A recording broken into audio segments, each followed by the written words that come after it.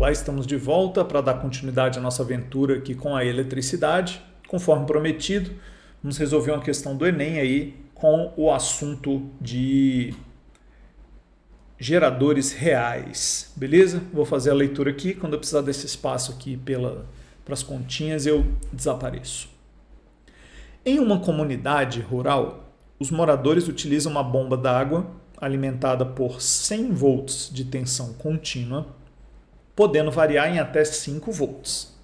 Ou seja, pode funcionar 105, 95. Qualquer coisa aí no meio do caminho está valendo. Um eletrotécnico pretende instalar placas fotovoltaicas para alimentar essa bomba. As placas são idênticas e cada uma apresenta tensão de operação igual a 34 volts com corrente de 7,5 amperes. Além disso, cada placa apresenta 40 volts de tensão elétrica quando em circuito aberto. Parece que ele assistiu a aula, né? Para fazer a questão. E como eu falei para vocês, o termo técnico é força eletromotriz. Só que é um termo usado em livro velho, que a galera esquece. E aí o que o Enem fez? Não botou o termo. Por que ele não usou? Porque iria confundir o candidato se ficasse usando um vocabulário excessivamente técnico. Beleza, para a gente estudar, tem que ver de tudo. Se tu pegar aí a prova da Unicamp, pegar um vestibular militar, aí você vai ver esses termos, eles não têm cerimônia. Mas o Enem é uma prova para o Brasil inteiro. Então, olha o que ele usou aí, ó. Uma tensão de operação igual a 34 volts. O que é isso? É o 1,5 da pilha. É a tensão nominal, é a voltagem nominal, é o que a fonte de tensão te dá quando ela está funcionando.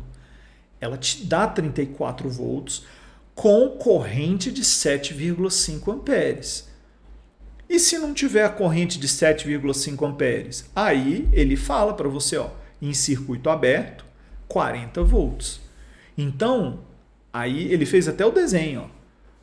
Ó. A força eletromotriz lá é 40 volts. Ou seja, tensão de circuito aberto, 40 volts. Quanto a essa resistência interna, não faço ideia. Vamos descobrir durante a solução, se for necessário.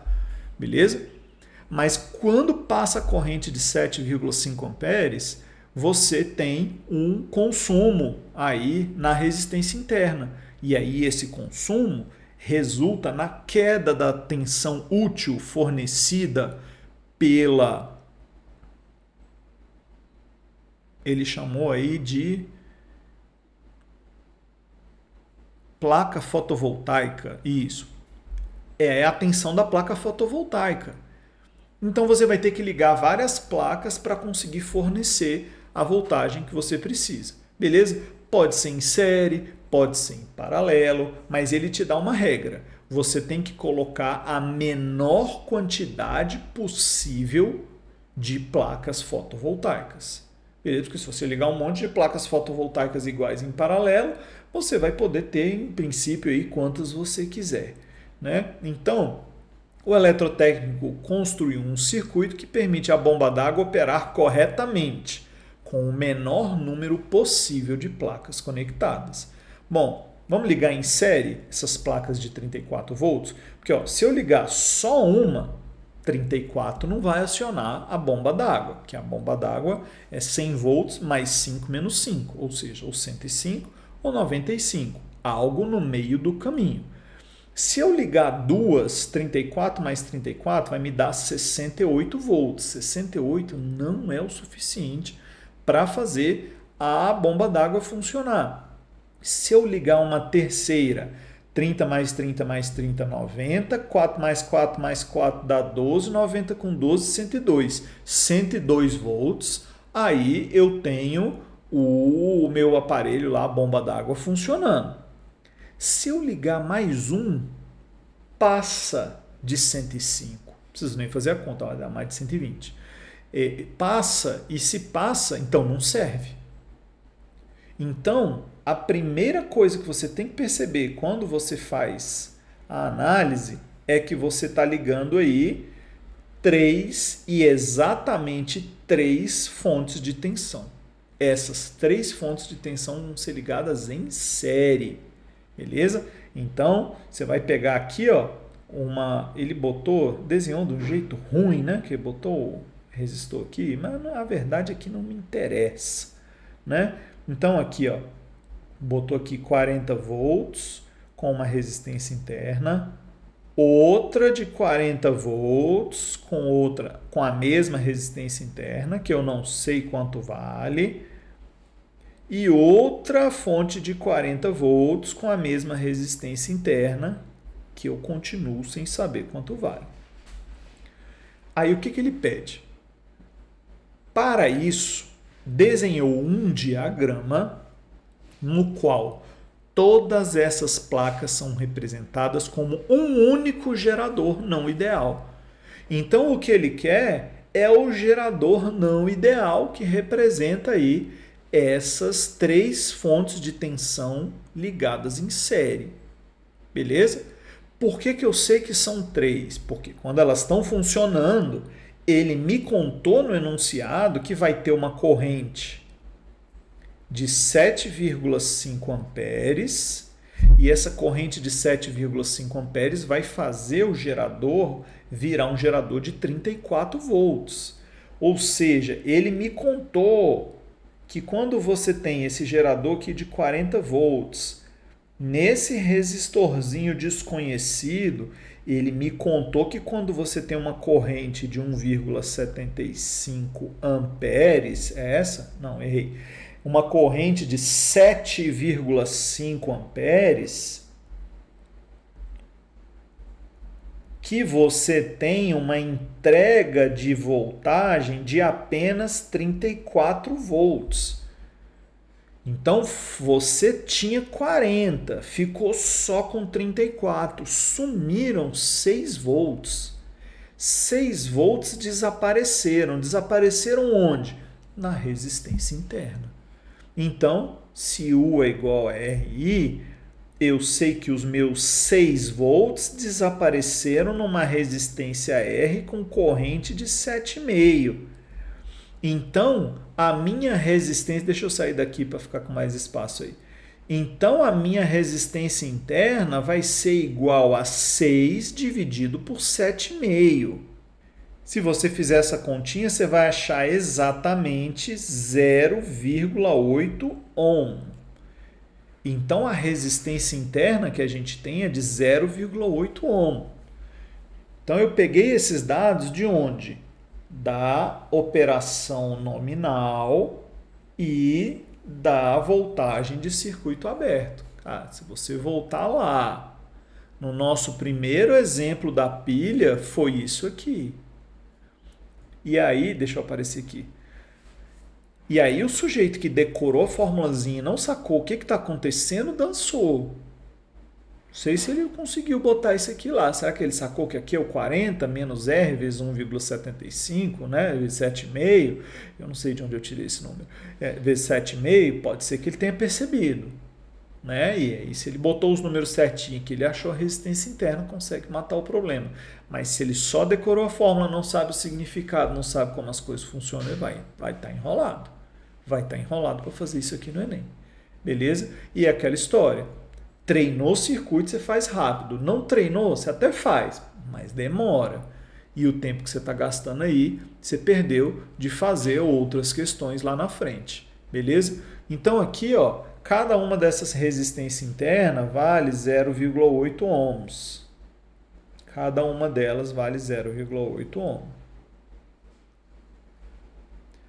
E aí, qual é o gerador equivalente? Né? O gerador equivalente que a gente tem aí vai ter uma resistência interna de 0,8 mais 0,8 mais 0,8, que dá 3 vezes 8, 24, 2,4.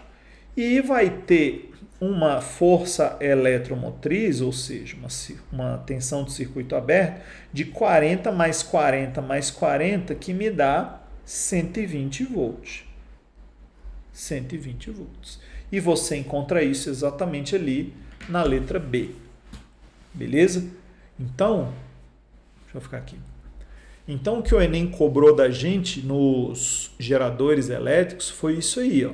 Ele conseguiu colocar para a gente uma situação em que você precisa, primeiro, entender o conceito de resistência interna, usar o conceito de resistência interna para poder achar a resistência do gerador real, e aí ele ainda faz uma associação entre esses geradores. Então, por acaso, a associação aí a gente sacou que era em série, mas nada nos impediria, com o mesmo nível de complexidade, de fazer outros tipos de associação aí entre os geradores. Por exemplo, se você ligasse vários desses geradores em paralelo, tudo bem, eles iriam te dar só 40 volts, ok. Mas a resistência interna também estaria de todos eles em paralelo. Então você teria uma resistência interna menor do que 0,8. Né? E é isso que acontece, por exemplo, quando você tem um monte de placas fotovoltaicas, é isso que você tem lá nas baterias dos carros elétricos, um monte de coisas em série e outras em paralelo. É isso que você tem no peixe elétrico. Né? O peixe elétrico pode ser representado por várias células, e essas células, cada uma produz uma pequena voltagenzinha, aí tem um montão delas em série e um montão delas em paralelo. Dentro da bateria do celular, do tablet, do notebook, você também tem isso. Né? Então, o mesmo conceito, associação de geradores com resistência interna, geradores reais, pode aparecer em todos esses contextos. E o cálculo em todos eles é rigorosamente o mesmo. É você sacar como é que está a resistência interna, qual é a corrente que está passando, saber diferenciar corrente de circuito aberto, a tensão de circuito aberto, com a tensão aí do gerador, né, e a resistência interna. Qual dos termos das coisas que a gente falou aqui ainda não foi contemplado e que também pode eventualmente aparecer em algum vestibular, em alguma coisa? Vou colocar aqui do lado e vou ficar aqui no cantinho para você poder me ver. Né? Um outro termo que não apareceu aí no nosso exemplo é o que a gente chama de corrente de curto-circuito. Corrente de curto-circuito. Ora, estou escrevendo, foi mal. A corrente de curto-circuito é aquela que aparece na hora que você, em vez de ligar um aparelho, você liga um fio. Não pega não, porque você vai queimar o dedo. Mas pega lá a pilha, aquela pilha que a gente falou lá de 1,5 volt, né? Pega uma pilha lá, ela tem uma força eletromotriz interna de 1,75 volt, ela tem uma resistência interna de 0,25 ohms. Aí você faz o seguinte, ó, tu pega essa pilha aqui, ó, e em vez de você ligar numa lâmpada, num ventilador, num carrinho de controle remoto, liga num fio. Se você ligar, vai passar uma baita corrente aí. Que corrente é essa? Corrente de curto-circuito. Como fazemos para calcular a corrente de curto-circuito? Com a única fórmula que nós usamos todos os tempos aqui, em todos os exercícios. U igual a RI. A tensão 1,75 vai ser igual a resistência 0,25 vezes a corrente. Calculando essa corrente, a gente faz como sendo 1,75 dividido por 0,25. E isso resulta em exatamente 7 amperes. Exatamente 7 amperes. Cara, 7 amperes é muita corrente com uma pilhazinha de casa, viu? 7 amperes num fiozinho aí de resistência baixa, você vê aí, é claro que você não vai achar um fio de resistência zero, né? Esse 0,25 já é um número bem baixo. Mas se você pensar aí que a potência é RI quadrado, cara, mesmo botando um R bem pequenininho aí, ó, esse I ao quadrado, 7 vezes 7, 49, cara, 50 watts num fiozinho na ponta da pilha queima a ponta do seu dedo, beleza? Então, você não pode simplesmente pegar um fio e ligar ali. Mas é legal você ver que a corrente não é infinita, é uma corrente de 7 amperes. Significa que essa sua pilha nunca vai dar mais do que 7 amperes. A corrente de curto-circuito para o gerador real, ela é um limitante máximo. acima de 7 amperes, essa fonte de tensão nunca será capaz de entregar. Ela nunca vai entregar acima de 7 amperes. Por quê? Porque 7 amperes é a corrente que ela entrega em curto-circuito. Beleza? Então você não faz a experiência com a mãozinha, porque senão o efeito Joule aí vai queimar a ponta do seu dedo. Porém, eu tenho certeza que pouquíssimas pessoas pensaram em fazer essa besteira, né? Mas caso tenha pensado, está o aviso. Então, o fio ele pode ser representado como a resistência zero de fato, beleza? E o que isso muda na sua vida? Se você conhece a corrente de curto-circuito, ela é tão importante para calcular os parâmetros do gerador do que qualquer outro. Então, às vezes no laboratório, o que a gente faz é isso. Em vez de você ir lá, ligar uma lâmpada, você calcula a corrente de curto-circuito do gerador. Bota ele em curto, liga o amperímetro ali e vê qual é a corrente que está passando naquele gerador real, né? E aí, normalmente é feito por um tempo curto, só para você ver o tempo ali, rapidamente ali, qual é a corrente que ele está passando, né? E aí, com esse valor, você consegue fazer o modelo dele, né? O modelo do gerador. Isso a gente faz de verdade no laboratório e realmente funciona. E você realmente encontra os parâmetros do gerador para poder fazer outros usos dele. Beleza? Certo. Só que o título do nosso capítulo não é geradores elétricos. O título do nosso capítulo é geradores e receptores elétricos. E para falar de receptores elétricos, você não vai ver muita conversa aqui, porque a verdade é que os problemas de geradores e receptores são muito parecidos. Porque o desenho do receptor elétrico é o mesmo desenho do gerador elétrico. O mesmo desenho do gerador elétrico. Só que, em vez de você ter aqui uma força eletromotriz, se eu já tinha ranço do nome, eu tenho mais ainda da sigla, né? Se no gerador eu tinha uma força eletromotriz, no receptor, os livros vão chamar de força contra-eletromotriz, que é uma voltagem que é consumida pelo seu receptor elétrico e tem uma resistência elétrica interna do mesmo jeito. Tá, então na prática qual é a diferença entre geradores e receptores? Geradores fornecem energia. É um modelo que nós usamos para lidar com a situação em que você tem uma perda de tensão útil conforme vai aumentando a corrente do circuito. E isso é uma coisa que acontece na vida real. Na vida real, quanto mais corrente vai fornecendo o seu circuito, menos voltagem ele consegue te dar. Então, qual foi a alternativa matemática que nós encontramos para conseguir modelar isso? Vamos botar uma resistência interna e essa resistência interna vai ser responsável por consumir aí o excesso de tensão que a gente não está conseguindo fornecer devido ao excesso de corrente. Existe aquele resistorzinho lá dentro da pilha? Não, não existe. Aquilo é um modelo matemático para mostrar o comportamento. Esse aqui do receptor é a mesma coisa. Normalmente, receptores elétricos são dispositivos, por exemplo, como motores elétricos, que você precisa de uma voltagem mínima para ele conseguir funcionar. E depois que ele começou a funcionar, conforme você vai dando mais corrente e ele vai funcionando cada vez com mais potência, você vai também perdendo um pouco de energia na resistência interna. Então, o receptor elétrico ele tem uma voltagem mínima para funcionar. Essa voltagem mínima é a força contra-eletromotriz. Né? Lá naquela questão do Enem antiga que a gente fez lá das televisões com várias coisas ao mesmo tempo, a verdade é que ele, talvez se ele quisesse, ele poderia ter explorado isso.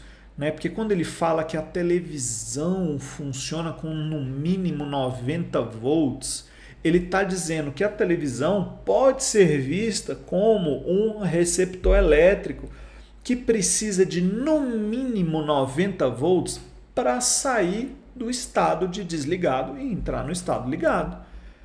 Se você não colocar a tensão mínima, o aparelho nem liga. né? Não estou dizendo que não vai jogar energia fora, não estou dizendo que não vai passar corrente nenhuma lá dentro, pode até passar, mas o aparelho não funciona, e se o aparelho não funciona, você não consegue ter essa relação, esse balanço energético aqui.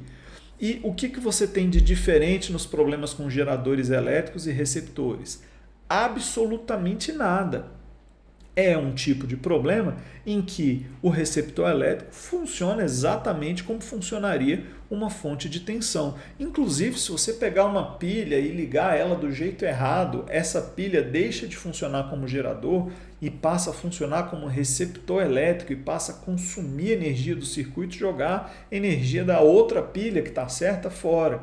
Por isso que existe a posição correta para você colocar a pilha dentro do aparelho, porque se você não coloca a pilha corretamente, ela não vai obedecer à situação que a gente precisa, né? Ou seja, problemas de receptores elétricos são exatamente iguais aos problemas de geradores elétricos, com uma diferença muito marcante. Sempre, para ter um problema de receptor, você vai ter que ter duas fontes de tensão no mesmo circuito. Então, você vai ter que fazer associações. E como que a gente vê as associações? Se você liga em série duas fontes de tensão, desse jeito que está aqui, ó, V1 e V2, você vai ter um gerador com fonte V1 com a tensão V1 mais V2.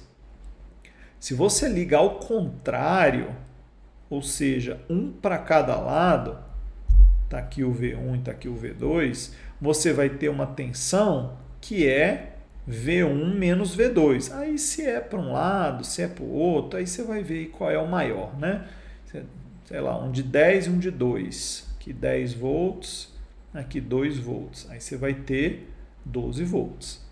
Agora, se você liga o de 10 volts assim, com o de 2 volts assim, ele vai te dar 8 volts, né?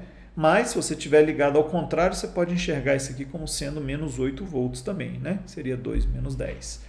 Então, associar geradores significa somar e subtrair, desde que você coloque eles em série.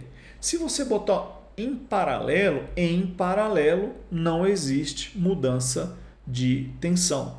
E você só liga em paralelo geradores que sejam idênticos, porque geradores diferentes, quando forem ligados em paralelo, vão se comportar como um circuito fechado de geradores associados em série, né? Então você só vai ver geradores em paralelo se eles forem rigorosamente iguais, senão você não vai ter isso aqui. Beleza? Vamos fazer uma continha para finalizar esse assunto?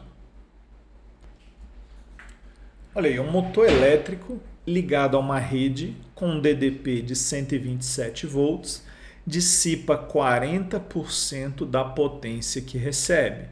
Se por essa rede passa uma corrente de 2 amperes, qual é a resistência interna do motor? É isso. Aqui a gente vê um caso típico de receptor elétrico. Por que é um receptor? Porque a corrente elétrica está entrando, ele está consumindo, porque ele está fazendo lá o trabalho dele, e, além disso, você tem uma perda na resistência interna. Então, aqui, ó, 127 volts, né, é a rede elétrica, é a voltagem da rede elétrica. Espera aí que eu estou botando como se fosse a eletromotriz, mas eu não tenho certeza ainda se é essa. A rede elétrica me dá 127 volts para o motor. Eu tenho uma resistência interna que eu não sei quanto é. Eu tenho uma força contra-eletromotriz que eu não sei quanto é. Você vai ver que os livros chamam isso aqui de Epson linha. E a corrente elétrica que passa por aqui é uma corrente de 2 amperes. Então é isso que a gente vai fazer para conseguir descobrir aí as coisas do motor que eles estão perguntando para nós. Primeiro é fazer o balanço dos números que estão aparecendo aqui. A gente tem 127 volts da rede elétrica fornecendo 2 amperes. Então a gente consegue de imediato achar a potência da rede elétrica. Essa potência é a tensão 127 vezes a corrente 2. Multiplicando 127 por 2, nós chegamos em 254 watts de potência. Que potência é essa? É a potência que a rede fornece para o motor. Beleza? Aí, o exercício fala que ele dissipa 40% da potência que recebe. Então, eu vou pegar a potência que ele recebe e vou calcular 40% dela. Isso vai ser o que nós vamos chamar de potência dissipada. Dissipada onde? Na resistência interna. Porque é a resistência interna que vai jogar potência fora. Então, para achar esse valor, a gente faz a potência que eu tinha vezes 0,4. Então, essa potência dissipada é o que vem da tomada 254 vezes 0,4. Então, se você calcular aí, ó, você vai pegar 254 vezes 0,4 e você vai obter exatamente 101,6 watts. Então, 40%, quase metade, né? Quase metade da potência foi dissipada. E aí, como é que eu faço para descobrir como que isso tem relação com o restante do circuito? Que ele fala o seguinte, ó, o motor elétrico está ligado a uma rede com a DDP de 127 volts. 127 é a tensão da rede. Eu não sei qual é a força contra-eletromotriz que tem lá dentro. A rede passa uma corrente de 2 amperes. Então, na situação que está passando 2 amperes nesse resistor, ele joga fora 101,6 watts. Como é que calcula potência? Potência é o produto tensão-corrente. P de produto. Produto é a tensão do resistor vezes a corrente. O problema é eu não tenho o valor dessa tensão no resistor, porque eu não tenho a força contra-eletromotriz. Por outro lado, nós vimos que existem duas maneiras de escrever essa mesma fórmula. A gente pode usar a lei de Ohm, que fala que U é igual a RI, a gente pode botar ela bem aqui, ó, para a gente dizer que a potência é RI vezes I de novo, ou seja, a potência é RI ao quadrado. Essa é a fórmula que vai nos resolver esse problema com mais facilidade. Por quê? Porque eu tenho R e tenho I. Então, a potência, aliás, eu quero R, né? E tenho I. A potência vale 101,6. Isso aqui tem que ser igual à resistência R vezes a corrente ao quadrado que foi dada, né? Corrente ao quadrado, que é 2. Então, com isso, eu faço a continha. Ó. Eu pego 101,6 e divido por essa corrente ao quadrado, que vale 4. Beleza? Então, pegando 101,6 dividindo por 4, nós encontramos exatamente 25,4 ohms. Beleza? Que é exatamente o que a gente encontra quando marca a letra C. Beleza? Ora, esse é o assunto aí de geradores, receptores. Poderia ter mais coisas de circuitos? Esse assunto é sem fim, né? Ele é sem fim. Mas, depois de fazer o que foi feito até agora, se você ainda não fez um montão de exercício, é repetir para massificar. Né? Aqui é muito importante exercitar para você ganhar essa visão e essa agilidade. Primeiro, que você vai perceber que os exercícios no final são todos iguais, são muito parecidos. Muda mais ou menos a ordem com que as coisas são feitas, mas no fundo eles são a mesma coisa. Beleza? É isso. Valeu, falou, até mais. Fui.